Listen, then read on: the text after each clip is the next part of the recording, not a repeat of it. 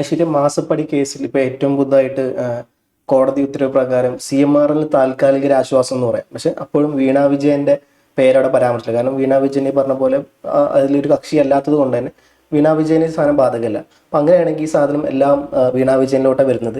മാത്രമല്ല ഷോൺ ജോർജ് ഒക്കെ ഈ വിഷയത്തിൽ ഷോൺ ജോർജ് പറയുന്നുണ്ട് ഈ വിഷയത്തിൽ താൻ ആദ്യം തന്നെ EDക്ക് പരാതി കൊടുത്തിട്ടുണ്ട് എന്നുള്ളതും പിന്നെ പല തെളിവുകൾ പല കേന്ദ്രങ്ങൾ തൻ്റെ കയ്യിലുണ്ട് എന്നുള്ളതും ഇതെല്ലാം EDക്ക് കൊടുക്കാൻ താൻ തയ്യാറാണ് എന്നുള്ളതും പലതരത്തിൽ കാര്യങ്ങൾ മുമ്പോട്ട്. അപ്പൊ യഥാർത്ഥത്തിൽ ഇതിൻ്റെ ഒരു സത്യാവസ്ഥ എന്താണ്? ഇവിടെ CMRLന് താൽക്കാലിക ആശ്വാസം എന്ന് പറഞ്ഞാലും പക്ഷേ ED അന്വേഷണം പൂർണ്ണമായിട്ടും സ്റ്റേ ചെയ്തുകൊണ്ടല്ല, അതായത് ഹർജിക്കാരുടെ വാദം മുഴുവനായിട്ട് കേട്ടുകൊണ്ടുള്ള ഒരു ഉത്തരവല്ല വന്നിരിക്കുന്നത്. തൽക്കാലത്തേക്ക് വെള്ളിയാഴ്ച വരെ ഈ അന്വേഷണത്തിൽ ഒരു ചെറിയ സ്റ്റേ ആണ് കിട്ടിയിരിക്കുന്നത്. ഇപ്പോൾ ഫവാസ് പറഞ്ഞതുപോലെ തന്നെ വീണ വിജയൻ ഇതിൽ കക്ഷി അല്ലാത്തത് കൊണ്ട്, ഹർജിക്കാരി അല്ലാത്തത് കൊണ്ട് തന്നെ ഈ ഒരു ആനുകൂല്യം ഒരിക്കലും വീണ വിജയന് കിട്ടില്ല. പക്ഷേ വീണ വിജയന് വേണ്ടി ഇപ്രാവശ്യവും വേറൊരു ആംഗിളിൽ അത് ചിന്തിച്ചു കഴിഞ്ഞാൽ വീണ വിജയന് വേണ്ടിയിട്ട് ഇന്നിപ്പോൾ ഹൈക്കോടതിയിൽ ഹാജരായിരിക്കുന്നത് ഒരു മുന്തിയ അഭിഭാഷകനാണ്. അതായത് ലക്ഷങ്ങൾ വിലയുള്ള ഒരു അഭിഭാഷകനാണ്, അതും CMRLന് വേണ്ടി. അതായത് CMRL ചെലവിൽ പിണറായി വിജയന്റെ മകളെ അല്ലെങ്കിൽ വീണ വിജയനെ രക്ഷിക്കാൻ വേണ്ടിയിട്ട് ഡയറക്റ്റ് അവർ ഇറക്കുന്നതല്ലെങ്കിൽ പോലും CMRLന്റെ സ്റ്റേ കിട്ടാൻ വേണ്ടിയിട്ട് അവർക്ക് വേണ്ടി ഹാജരായിരിക്കുന്നത് അത്രയും വിലപിടിപ്പുള്ള ഒരു അഭിഭാഷകനാണ്. അത്തരത്തിൽ തന്നെ നമ്മൾ പറയേണ്ടി വരും. പക്ഷേ ഹർജിക്ക് സ്റ്റേ കിട്ടിയെങ്കിലും വീണ വിജയനെതിരായിട്ടുള്ള അന്വേഷണം തടയാനായിട്ടുള്ള അല്ലെങ്കിൽ വീണ വിജയന് ഇതിൻ്റെ ഒരു ആനുകൂല്യം കിട്ടില്ല എന്നുള്ളതാണ് ഒരു വാസ്തവം. അതിനപ്പുറത്തേക്ക് നോക്കിക്കഴിഞ്ഞാൽ വെള്ളിയാഴ്ച വരെയാണ് CMRLനെതിരെ കടുത്ത തുടർ നടപടികൾ പാടില്ല എന്നുള്ളതാണ് ഈ ഇതിൽ പറഞ്ഞിരിക്കുന്നത്, കോടതി ഉത്തരവിൽ പറഞ്ഞിരിക്കുന്നത്. വീണ വിജയൻ അപ്പീലിൽ കക്ഷി അല്ലാത്തത് കൊണ്ടാണ് അവർക്ക് ഇതിൻ്റെ ആനുകൂല്യം കിട്ടില്ല എന്ന് പറയുന്നത്. CMRLന്റെ ഒരു വാദം ഇതായിരുന്നു, തങ്ങൾക്കെതിരെയുള്ള അടിസ്ഥാനമായിട്ടുള്ളൊരു കാരണമില്ലാതെയാണ് ഈ അന്വേഷണം തുടങ്ങിയത്, അതുകൊണ്ട് ഈ അന്വേഷണം സ്റ്റേ ചെയ്യണം എന്നുള്ളതായിരുന്നു. അതായത് ED അന്വേഷണം ഇനി തുടരാൻ പാടില്ല, അടിസ്ഥാന തെളിവുകളില്ലാതെ തങ്ങൾക്കെതിരെ ബോധപൂർവം ഉണ്ടാക്കിയെടുത്തൊരു കേസാണെന്നുള്ള രീതിയിലാണ്. പക്ഷെ അതൊരിക്കലും ഹൈക്കോടതി അംഗീകരിച്ചിട്ടില്ല. താൽക്കാലികമായി വെള്ളിയാഴ്ച വരെ ഇതിൽ കടുത്ത നടപടികൾ പാടില്ല എന്ന് മാത്രമേ പറഞ്ഞിട്ടുള്ളൂ. അതായത് ഇനിയും വാദം കേൾക്കാനുണ്ടാവാം, കൂടുതൽ തെളിവുകൾ ED. പക്ഷേ എനിക്കുള്ളൊരു സംശയം എന്ന് വെച്ചാൽ ED ഇത്രയും കഷ്ടപ്പെട്ട് റെയ്ഡൊക്കെ നടത്തിയിട്ടും ഇവർക്ക് ഇന്നത്തെ ദിവസം ഹൈക്കോടതിയിൽ സബ്മിറ്റ് ചെയ്യാനായിട്ട് ശക്തമായ തെളിവുകൾ എവിടെ പോയി? അല്ലെങ്കിൽ ഇതൊരു വലിയ തിരിച്ചടിയാണെന്നൊന്നും പറയുന്നതല്ല, വെള്ളിയാഴ്ച വരെ തുടർ നടപടികൾ പാടില്ല എന്ന് പറയുന്നുണ്ടെങ്കിലും അത്തരത്തിൽ പോലും ഇല്ലാത്ത തരത്തിൽ ഇപ്പോൾ ഇത്രയും ദിവസം മാധ്യമങ്ങൾ ഉൾപ്പെടെ കുട്ടിക്കൊഴിച്ചുകൊണ്ടിരുന്നത് EDയുടെ റെയ്ഡിൽ ഞെട്ടിക്കുന്ന എന്തൊക്കെയോ കിട്ടി എന്നുള്ളതായിരുന്നു. പക്ഷെ അത്തരത്തിൽ കിട്ടിയെങ്കിൽ അത് കൃത്യമായിട്ടും കോടതിയിൽ സബ്മിറ്റ് ചെയ്തിരുന്നുവെങ്കിൽ ഇത്തരത്തിലൊരു CMRLന്റെ ഹർജിക്ക് വെള്ളിയാഴ്ച വരെ താൽക്കാലിക ആശ്വാസം കൊടുക്കില്ലായിരുന്നു. അപ്പോൾ ED എന്തിനാണ് ഇപ്പം നമ്മൾ പല ചർച്ചകളിലും പറഞ്ഞതുപോലെ ഈ അന്വേഷണം സത്യസന്ധമാണോ എന്ന് അടിവരയിട്ട് ചോദിക്കേണ്ട ഒരു പ്രത്യേകത അവിടെ ഉയർന്നു വരുന്നത് അതുകൊണ്ടാണ്. അത് മാത്രമല്ല ഇപ്പം ഈ വിഷയം ബന്ധപ്പെട്ട് ഇപ്പം നമ്മൾ നോക്കിക്കഴിഞ്ഞാൽ UDFൽ ഇത്ര വലിയ ആവേശമൊന്നും UDF കാണാനില്ല. അപ്പുറത്ത് CPM പിന്നെ സ്വാഭാവികമായിട്ടും അവർക്കെതിരെയാണ് കേസ്, അവരുമില്ല. BJPയുടെ നേതാക്കന്മാർ ഈ സാധനമായിട്ടും. പക്ഷെ ഈ പറയപ്പെട്ട ഷോൺ ജോർജ് വല്ലാതെ രംഗത്തുണ്ട്, തൻ്റെ കയ്യിൽ തെളിവുകളുണ്ടെന്നും താനാണ് ഇത് മുമ്പോട്ട് വന്നപ്പോൾ.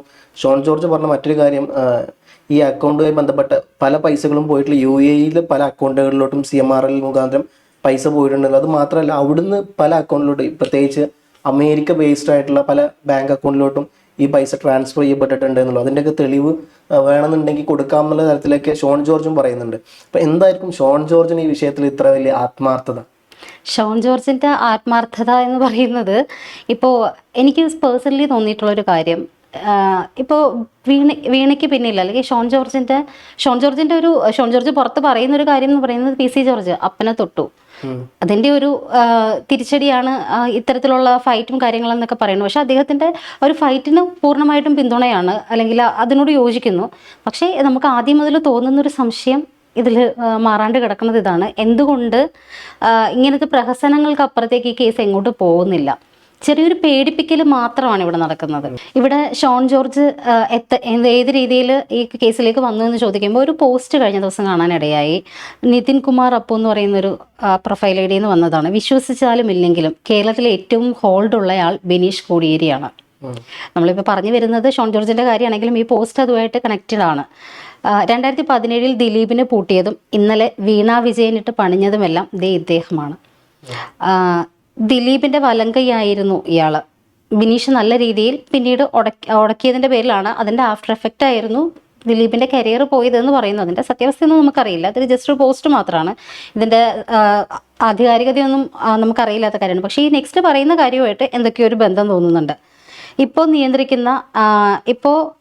നിയന്ത്രിക്കുന്ന പിണറായി വിജയൻ സഖാവ് ഇനി ബിനീഷിന് പാർട്ടി മെമ്പർഷിപ്പ് വേണ്ട എന്നൊരു തീരുമാനമെടുത്ത് പലവട്ടം മെമ്പർഷിപ്പ് റിജക്റ്റ് അടിക്കുന്നു.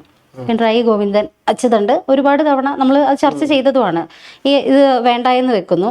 നിലവിൽ BJPയിലുള്ള ഇയാളുടെ നൻപൻ ഷോൺ ജോർജ് മുഖേന ED റെയ്ഡ് വീണക്കിട്ട്. അറിയാത്തവർക്ക് വേണ്ടി ഷോൺ ജോർജും ബിനീഷ് കോടിയേരിയും സംയുക്തമായി ഒരു വക്കീൽ ഓഫീസ് നടത്തി പോരുന്നുണ്ട്.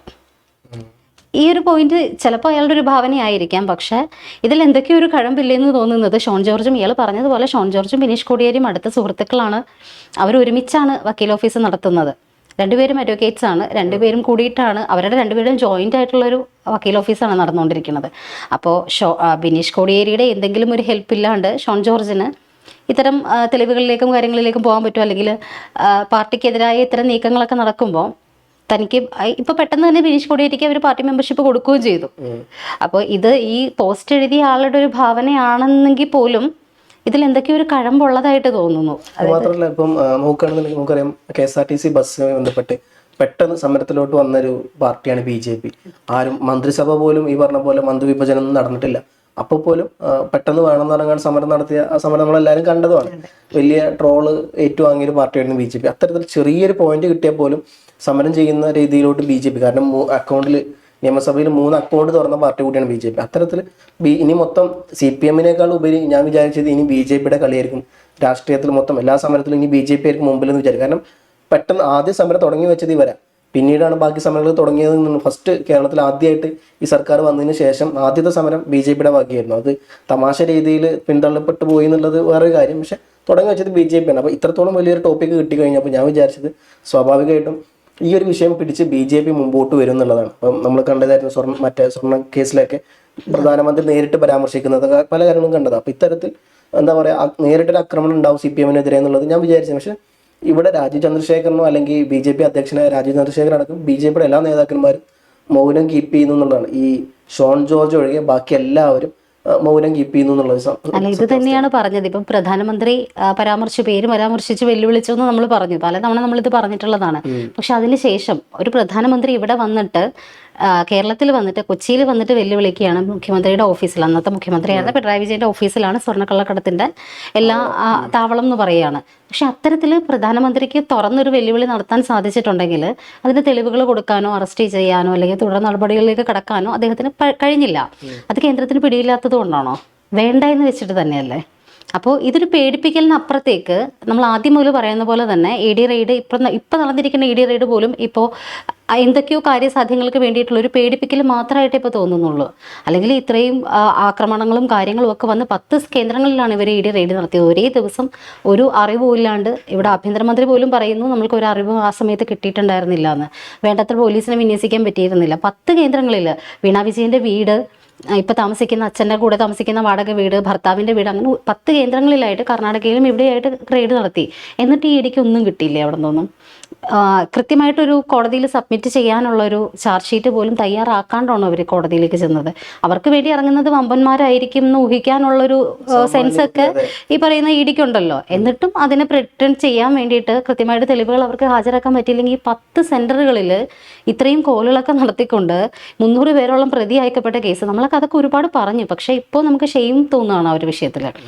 കൃത്യമായിട്ട് തെളിവുകളില്ലാതെ ഇവരെന്തിനാണ് ഇത്തരത്തിൽ മൂവ് ചെയ്തതെന്നുള്ളത്.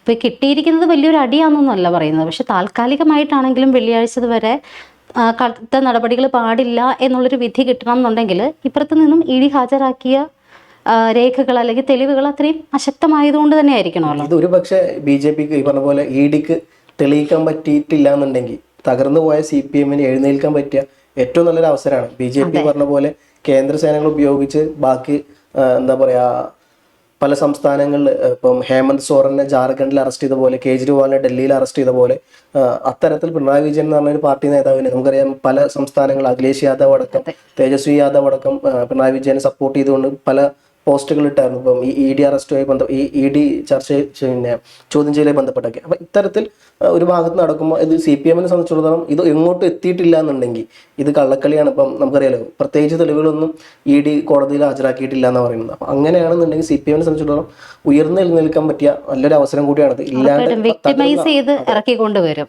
പിണറായി വിജയൻ ഇനി ഇരയായിട്ട് അതിജീവിതനായിട്ട് ഒരു തിരിച്ചുവരവിനുള്ള കളം ഒരുക്കുന്നതായിരിക്കും. പക്ഷെ ഇപ്പൊ എന്തായാലും ഈ ഒരു പോസ്റ്റുമായിട്ട് ബന്ധപ്പെടുത്തി നോക്കുമ്പോൾ മിനീഷ് കോടിയേരിക്ക് തിരികെ മെമ്പർഷിപ്പ് കിട്ടി. ഈ ഒരു വിഷയം വന്നതിന്റെ തൊട്ട് പിന്നാലെ തന്നെ മെമ്പർഷിപ്പ് കിട്ടിയിട്ടുണ്ട്.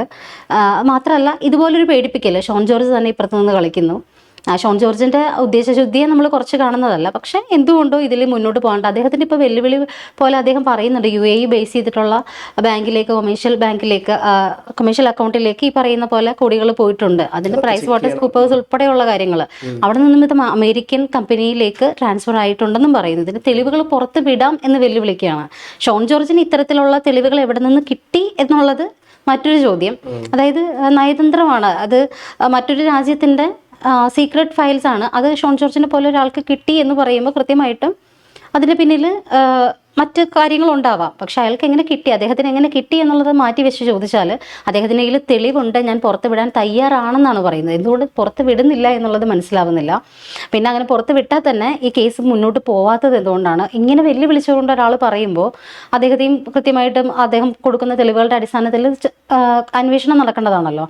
ഈ പറയുന്നത് പോലെ അമേരിക്കയിലേക്ക് ഈ പണം ഒഴുകിയിട്ടുണ്ടെന്ന് അദ്ദേഹം പറയുന്നുണ്ട്. അതിൻ്റെ സത്യാവസ്ഥ എന്താണെന്നുള്ളത് അന്വേഷിക്കാനും ED തയ്യാറാവണം. പക്ഷേ EDയുടെ വാദങ്ങൾ അശക്തമായി പോകുന്നത് ഇപ്പോൾ കോടതി വിധി പോലെ, ഇപ്പോൾ വന്നിരിക്കുന്ന ഈ കോടതിയുടെ വിധി കുറച്ച് ദിവസത്തേക്ക് താൽക്കാലികമായിട്ട് നടപടികൾ പാടില്ല എന്ന് പറയുന്നിടത്താണ് സാധാരണ ജനങ്ങൾക്ക് വീണ്ടും ഇതൊരു ഒത്തുകളിയാണോ എന്നുള്ള സംശയം വരുന്നത്. ഇപ്പോൾ ഷോൺ ജോർജ് പറഞ്ഞതുപോലെ തന്നെ എക്സാലോജിക്കിൻ്റെ CMRL തുക മാത്രമല്ല കിട്ടിയിരിക്കുന്നത്, അതിൻ്റെ ഒപ്പം പ്രൈസ് വാട്ടർ കൂപ്പേഴ്സിൻ്റെയും ലാവ്ലിൻ കമ്പനിയുടെ ദിലീപ് രാഹുലൻ പോലും, അതായത് ലാവ്ലിൻ കമ്പനിയുടെ തന്നെ സഹോദര സ്ഥാപനം എന്ന് പറയാൻ പറ്റുന്ന ഒരു സ്ഥാപനത്തിൻ്റെ അക്കൗണ്ടിൽ നിന്ന് പോലും ഈ CMRL എക്സാലോജിക് എന്ന് പറയുന്ന കമ്പനിയിലേക്ക് ക്യാഷ് പോയിട്ടുണ്ടെന്ന് പറയുന്നു. ഈ ലാവ്ലിൻ കമ്പനി ബേസ്ഡ് ഓൺ അമേരിക്കയാണ്. അപ്പോൾ അത്തരം അമേരിക്കൻ ബന്ധങ്ങളും ഇവിടെ അപ്പോൾ തെളിഞ്ഞു വരും. ഇപ്പോൾ ലാവ്ലിൻ കേസ് ഇത്രയും വർഷങ്ങളായിട്ട് നീണ്ടുകൊണ്ടിരിക്കുന്ന ഒരു വിഷയത്തിലും വീണ വിജയന് പങ്ക്, അതായത് വീണ വിജയനും അതിനകത്ത് ഇൻക്ലൂഡഡ് ആണ് എന്ന് തെളിയിക്കുന്ന ഒരു കാര്യമാണ്. ദിലീപ് രാഹുലിൻ്റെ പേര് ഒരുപാട് നമ്മൾ കേട്ടിട്ടുള്ളതാണ്. ദിലീപ് രാഹുലൻ ആരായിരുന്നു, ലാവ്ലിൻ കേസുമായിട്ട് എന്തായിരുന്നു ബന്ധം, അതിൻ്റെ ബിനാമിയായിട്ട് ഇവിടെ വന്നതും കാര്യങ്ങളും ഒക്കെ നമുക്കറിയാം.